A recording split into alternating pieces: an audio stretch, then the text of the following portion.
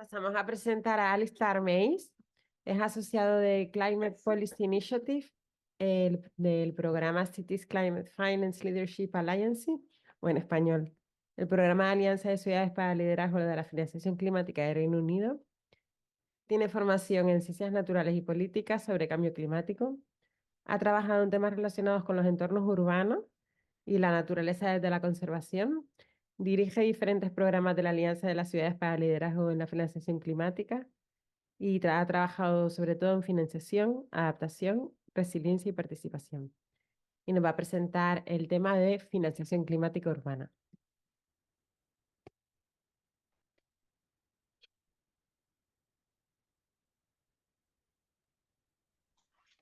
Hello, can you hear me okay? Yes. Fantastic. Thank you so much for the introduction and really great to be here.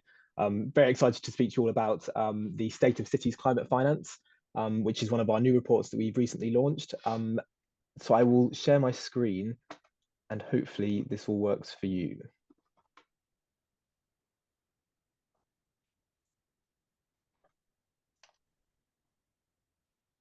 So yeah, thanks again for inviting me to join here today and for putting together this amazing program.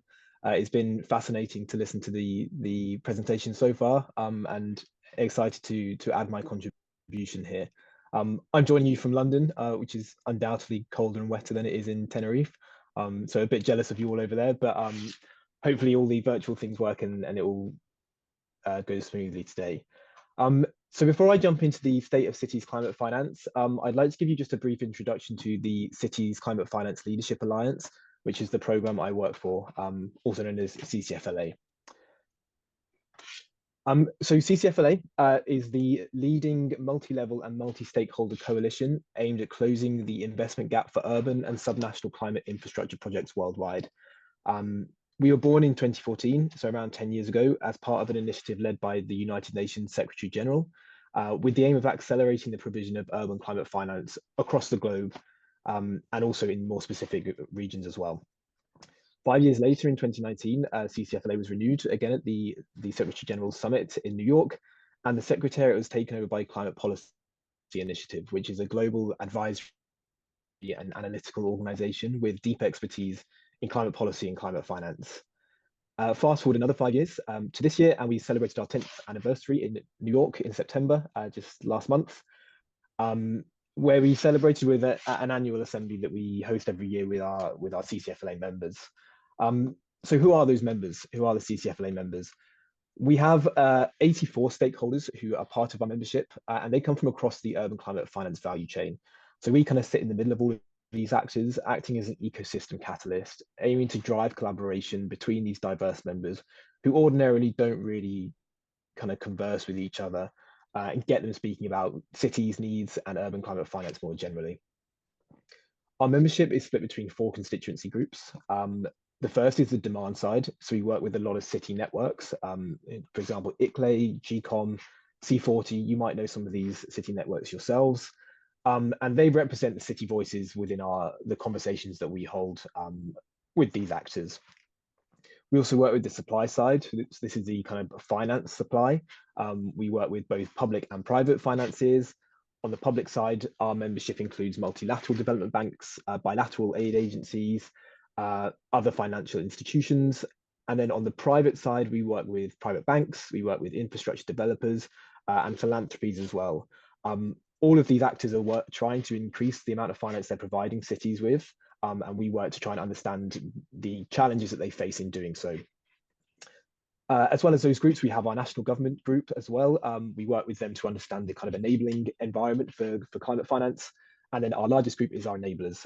So these are NGOs, UN system, project preparation facilities, diverse actors who all work with cities to try and support them in implementing climate projects and accessing climate finance. So at CCFLA, we work across 3 key pillars. These are knowledge, collaboration, and advocacy empowering. Within our knowledge pillar, we publish and conduct research on trends in urban climate finance, seeking to enhance the understanding of how different actors can improve cities' access to finance. We have a collaboration element as well, where we bring these actors together to try and talk and close the gaps between the conversations that they're having on urban climate finance. We do that through action groups, workshops, and other members' meetings, such as that annual assembly that I mentioned. And then finally, we work on advocacy empowering.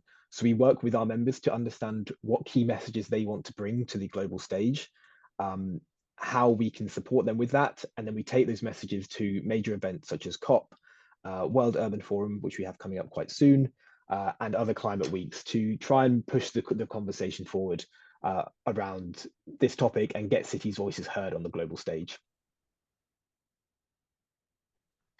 Throughout these pillars, we work on multiple scales. So as I mentioned, we are primarily a global organization, but we are doing more work at the local level as well with the launch of some local hubs and also within sectors specifically as well. So we've worked closely within the net zero carbon building sector. We're also doing some work now on the adaptation sector as well, and a couple of other sectors we've worked on in the past too. And then kind of cutting across these three pillars, we have three main topics that we work on. The first of these is project preparation, where we work with our demand side members and cities to try and help them to develop projects that are bankable, that are investable, and develop kind of pipelines of these projects. We also work on finance and enabling environments, working with supply side members and also national governments to try and improve their ability to access climate finance. And then we have our tracking work stream. So this is where we kind of track the availability of data and the knowledge on urban climate finance trends globally. The idea here is to improve the decision-making abilities of national governments and local governments and give them as much information as possible on the current state of climate finance and what the needs for cities are in the future as well. So this leads me on to the next segment of my presentation, which is the state of cities' climate finance. So as I mentioned, we launched this flagship report in September of this year. Climate finance is today, and also look ahead at what potential needs cities might have in the future as well. So we take data from multiple sources for this report, including global climate finance tracking data, urban climate finance expenditure data, and data disclosed by cities as well. And we've tracked this finance across a 12-month period from 2021 to 2022. This report also provides a needs assessment, mainly for mitigation needs for cities, and then also puts forward a set of recommendations for what actions are needed to close the urban climate finance gap in the future. So before we dive into the abundant data that we have on this topic, let's just take a little step back and ask the question, why is urban climate finance important? So as I'm sure we're all aware in this room, cities are indispensable actors in the climate transition. They're the site of a lot of the emissions from climate change, but also a lot of the solutions. Over half the world's population, currently live in cities, and this is projected to increase to 70% of the population by 2050. And cities are already at the forefront of climate change impacts. They're already seeing extreme heat, extreme flooding, and the urban poor are often hit the hardest in this by these impacts as well. A couple of examples that you might be aware of from this year include flooding in the south of Brazil, which displaced 200,000 people and caused over $3.7 billion worth of damages in urban areas, largely. And then a second impact, and probably an effect that you know very well in the Canary Islands, extreme heat and the urban heat island effect, which is increasing year on year. And in this year in Delhi, there were temperatures of 52 degrees Celsius, which a heat wave that killed hundreds of people this year in Delhi. These impacts are only projected to get worse and have a tremendous impact on the people that live in cities. So as we kind of consider how cities need to grow and how climate change will impact residents, we need to consider specifically how we can finance these initiatives to improve climate finance, to improve climate in cities. But there are some systemic challenges that we find for cities to access climate finance. We kind of divide these into four key categories that would need to be overcome in order to allow cities to meet their climate goals and finance the projects that they would like to implement in order to meet their climate targets and become green and resilient cities. The first of these challenges is insufficient global and national commitment to urban climate action. We see a lot of work on the international stage at COPs and the kind of agreements going between those COPs, but there is not enough of a focus on the urban element within those international negotiations to allow the sufficient flow of climate finance into cities. The second challenge we find is that often there are weak enabling environments for city-level climate policy and climate finance. There is insufficient cooperation between different levels of government, which holds back the ability for cities to access finance from various sources. Third, there are capacity gaps among cities and local governments. A lot of cities don't have the knowledge or the training to be able to develop investment plans and implement those investment plans as well. And then finally, and potentially most significantly, there are inadequate capital mobilization at the city level. A lot of cities struggle with poor credit worthiness, limited access to capital markets, limited fiscal capacity, and many other challenges that affect their access to finance. An issue that's particularly pronounced in emerging markets as well. So we have these kind of four overarching systemic challenges that we see preventing cities from accessing climate finance. And these are part of our kind of key strategy at CCFLA to mobilize climate finance at scale. And in order to overcome these challenges, we need really strong data to support the conversations that we're having. And this is where the state of cities climate finance data comes in. So where are we now with urban climate finance? What is the current state of climate finance globally that is reaching cities? Just before we jump to that point, I want to just define urban climate finance as we use it in CCFLA.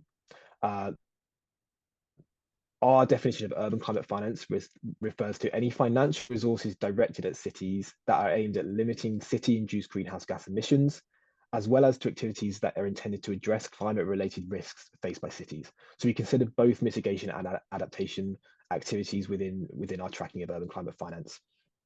And as you can see from the diagram on this slide, not all of the activities that we track are within city boundaries. The vast majority are, but there are a few different activities outside of city boundaries, but the effect of those activities are felt within cities. So we include those in our tracking as well. So now to the data, and this is a very large, quite complex Sankey diagram that is our kind of signature within CCFLA. So I'm going to break it down a little bit for you in a minute. But the key headline here is that in the year 2021 to 2022, urban climate finance reached $831 billion as an annual average. So that is across the globe, all of the climate finance that was reaching cities that we were able to track amounted to $831 billion. So a bit of a guide on how to interpret this diagram here. The columns on the Sankey diagram, so we have 5 columns here, they show the distribution of urban climate finance. And then the sort of arrows that you can see between those columns represent the flows of that finance. So the first column on the left-hand side is the sources and the intermediaries of climate finance. This is showing where the finance is coming from. So we have public finance in blue, private finance is in orange, and then in purple is unknown sources of finance where expenditure estimations, those purple numbers. And we can see that private finance here accounted for almost half of the tracked finance. So 49% of the tracked finance that we found was from the private sector, and public accounted for 22%. So moving across on this diagram, the second column shows the instruments that we used to disperse the climate finance. Equity finance being the most used instrument and accounting for around $312 billion, or 38% of the total of that finance. The next column along shows the regions where the climate finance was implemented, so where these activities were being financed. The fourth column is the uses, so that is split between mitigation, adaptation, and then multiple objectives, so that's mitigation and adaptation. As you can see here, mitigation is far and away the most financed use. And then the final column is the sector, so the sector where the activity was implemented. Transport here, again, you can see is the most financed sector, followed by buildings and infrastructure, and then energy systems. So I'm going to dive into these numbers in a little bit more detail now. But this Sankey diagram is available on our website, and the accompanying report is also there as well. So if you do want to look at this in more detail, there is an interactive version of this, so you can kind of go through and look at the data section by section. So In terms of the kind of trend over time for climate finance, we have seen a more than doubling of the amount of climate finance reaching cities from 2017 to 2018 to the 2021-22 period, reaching the 831 billion that I mentioned. The majority of this increase is from trend comparable tracking. So that is actual increases in finance. And then a very small amount of it comes from new methodologies that we've used to improve the tracking of our data. And the main increase here does actually come from the private sector, which more than tripled the amount since 2017 to 2018. Here we break down in a bit more detail the both public and private sources of climate finance. As you can see, the private sector accounts for 49% of the finance and the public sector 22%.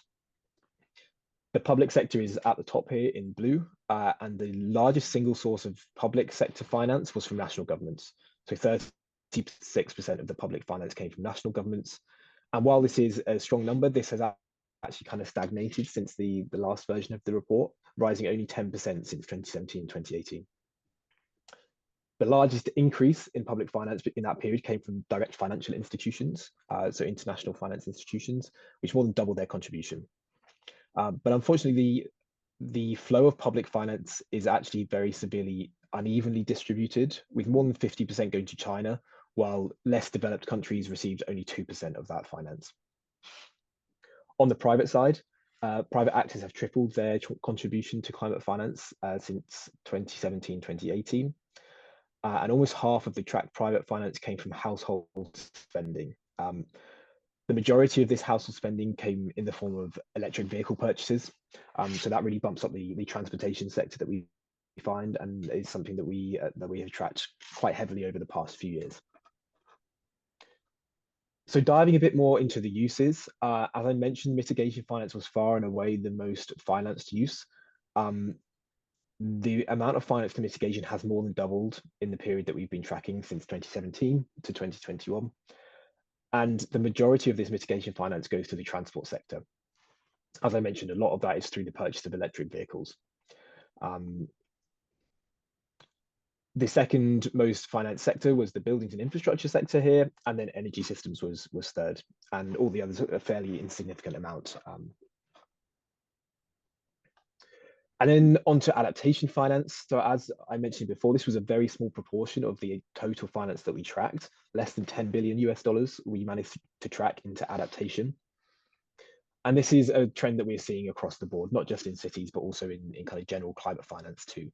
That adaptation finance is far behind where it needs to be, and also far behind the amount of mitigation finance. What we did find within adaptation was that the majority is going to the water and wastewater sectors, largely because these are easier to finance as sectors and they're more guaranteed returns for investors within this sector than there are in others. Data limitations really had an impact on how much of the adaptation finance we were able to track. So this tracking, we imagine, is a bit of an underestimation compared to the reality of the situation. So just something to note there, that the taxonomies and the lack of data have impacted our ability to track this adaptation finance. So that's kind of the overview of where we're at. But what do cities need? What is the kind of projection for what the amount of climate finance that cities need, and how does this kind of compare to the reality of the situation right now? In summary, it's a pretty stark gap. So cities need $4.3 trillion per year by 2030 for mitigation alone. And this rises to $6 trillion per year between 2030 and 2050. Again, just for mitigation per year. On this graph, we've included the current tracking. As I said, we're at 831 at the bottom in blue. There is a large gap between what is currently being provided and what cities need. What we have calculated that cities need over the next few years, up to 2050, to be able to meet their climate ambition goals and also become resilient. So a long way to go. Is the message there. Breaking this down into different sectors, the transport sector is Again, by far and away, the sector that needs the most climate finance to mitigate climate change, followed by energy and buildings, following the trend that we're kind of seeing in the amount of provision. As I mentioned, we did struggle to track the adaptation needs of cities, but what we were able to track was that 147 billion US dollars was needed by emerging markets and developing economies per year to adapt to climate change. As with the tracking, we believe this is a large underestimation, and cities are likely to need a lot more finance for adaptation in the coming years. This is then compounded by the fact that if we don't finance cities as quickly as needed, then this cost increases over time as well as the impacts of climate change get worse. So there are a lot of difficulties in tracking the adaptation needs of cities. So how do we close the finance gap? What are the recommendations that this report is putting forward for cities and other actors to close the finance gap over time? We put forward 4 major recommendations through the work that we've done in this report in tracking the climate finance and the kind of more general things that we're seeing within the sector. The first recommendation that we have is that we must improve the quantity and the quality of urban climate finance. So it's very clear from these data that there is a need to increase the amount of climate finance reaching cities, but there is also a need to increase the quality of that finance, meaning where it's distributed among sectors, how it's addressing other issues, including inequality and nature, and also how it works to strengthen the enabling environments for cities. So how it paves the way for more climate finance in the future and making the access to that finance easier. Our second recommendation is to strengthen domestic markets through the strategic use of public finance. What we see through this data is that a lot of the finance reaching cities comes through the domestic market. That comes from local private actors, it comes from national governments through intergovernmental transfers and other types of finance. So we need to strengthen that mechanism to allow for more of that finance to reach cities in the domestic space. Our third recommendation is to rapidly scale urban adaptation finance, particularly in emerging economies and developing economies. There is a real lack of adaptation finance generally, but especially cities, and cities are the space where a lot of these climate hazards are going to be felt the most. So we need to rapidly scale urban adaptation finance to meet those challenges and to prevent them from getting worse over time as well. And then finally, we need to improve the data and tracking of urban climate finance. As I mentioned, we did have some difficulties in tracking some particular sectors, particularly within adaptation. Advocate for cities' needs and cities' opportunities is as accurate as is possible. So we need to ensure that data tracking is more standardized across cities across the world, and that they're using the same taxonomies, so we can improve this tracking in future and use these data to drive conversations to support cities. So bringing all of those recommendations to the fore and looking ahead, we have developed this 4C agenda. So this is the 4 Cs that we think need to be prioritized to ensure that cities can meet their goals and to close the urban climate finance gap. So these Cs are, the first is commitment. So commitment to raising urban issues on the global and national climate finance agendas. So within COP conversations and more broadly. The second is for collaboration between diverse actors, but also between levels of government to improve climate finance flows for cities. Our third C, our third recommendation is capacity building. So improving the ability of public and private actors to understand what they need to do around climate finance and to provide that urban climate finance. And finally, capital mobilization. And there needs to be more capital mobilized at scale to reach cities. So that is the agenda we're kind of pushing forward now, and is something that kind of brings together all of the findings that we found throughout this report and all into kind of a solid framework for advocacy. So that is the macro scale. I'd like to just finish off today by going a bit more down to the micro scale, because I know that a few of you in the room are city practitioners and you're kind of working directly within cities. So I'd like to just kind of contextualize this within your own city. What do we have available? What has CCFLA produced that can help you to improve the access to city climate finance within your own locality? And we have a few resources that I think will be useful. that we've developed over the years. The first is our enabling conditions frameworks tools, which launched earlier this year. We have two tools here. We have a national assessment tool and a subnational assessment tool. These tools allow cities and national governments to assess all of the conditions that impact their city's access to climate finance from both the policy, the regulatory, and the market lens. Assess these and then understand which ones are holding their own cities back from accessing climate finance and making changes to implement those. That is one tool that we have available on our website, and I'd encourage you, if you are working within a city or within a national government, to take a look at those. They're very comprehensive and are really useful for cities and national governments alike. We also have a financial instruments library. This maps 72 different financial instruments that are available to cities to support their access to climate finance. These instruments cover private financial instruments, equity financing instruments, international climate finance, own source revenues. We basically mapped as many potential financing options as we could. So we encourage cities to go to this toolkit and have a look. And if you're struggling to find finance for a project, take a look at what options are available here as well. It's a bit of a one-stop shop for those options. We've also developed a project preparation facility directory as well. So project preparation facilities are they're initiatives that will support a city right from the climate action plan stage all the way through the process of developing a project, right through to project implementation and project financing. But there is quite a messy ecosystem of project preparation facilities, and it's hard to understand which ones are relevant to your city, which ones are working in your geography, how they will support your project. So we've put together this directory, which is searchable through different kind of filters, and you can find the right project preparation facility that will support your city, and you can contact them through this directory as well. And then finally, we have a net zero carbon buildings database as well. As I mentioned, this is one of our kind of key sectoral areas that we're working on, and we've pulled together a database of 40 financial and 30 policy instruments that cities can employ to support the development of net zero carbon buildings projects in their cities.